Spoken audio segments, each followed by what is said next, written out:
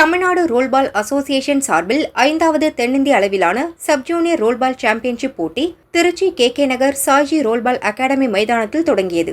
இதில் தமிழ்நாடு, கேரளா, புதுச்சேரி, அந்தமான், கர்நாடகா, ஆந்திரா மற்றும் தெலுங்கானா மாநிலங்களில் இருந்து அணிகள் பங்கேற்றன. ஆடவர் மற்றும் மகளிர் என தனித்தனியே போட்டிகள் நாக் அவுட் முறையில் நடைபெற்றன. இறுதிப் போட்டியில் ஆடவர் பிரிவில் தமிழக அணி ஆந்திரா அணியை 5-4 என்ற புள்ளி கணக்கில் வீழ்த்தி சாம்பியன் கோப்பையை தட்டி சென்றது. மகளிர் பிரிவில் தமிழக அணி கர்நாடக அணியை 6-3 என்ற கோல் கணக்கில் வீழ்த்தி சாம்பியன் பட்டத்தை வென்றது. வெற்றி பெற்ற அணிகளுக்கு சுழற் கோப்பை மற்றும் பரிசு தொகை வழங்கப்பட்டது.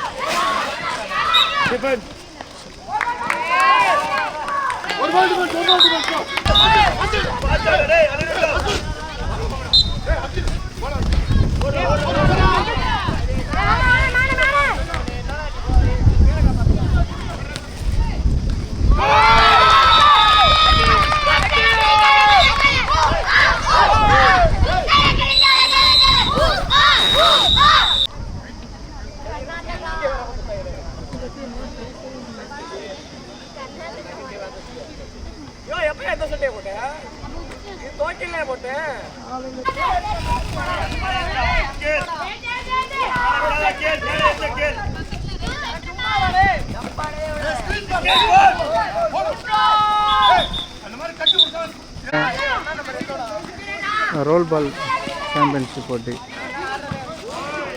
ரோல் பால்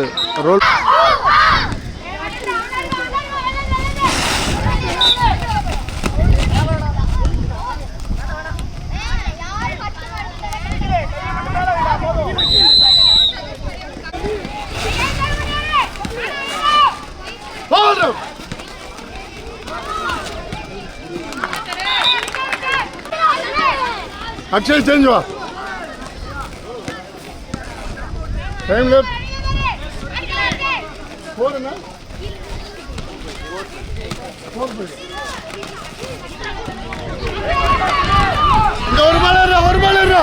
ஒரு பால் தென்னிந்திய அளவிலான 5வது ரோல்பால் போட்டி திருச்சி கே நகரில் உள்ள சாய்ஜி ரோல்பால் அகாடமி கிரவுண்ட் நடந்துகிட்ருக்குங்க. கடந்த 2 நாட்களாக இப்போ இறுதி நிலையை எட்டியுள்ளாங்க. இப்போதைக்கு பரிசளிப்பு விழா நடைபெற உள்ளது.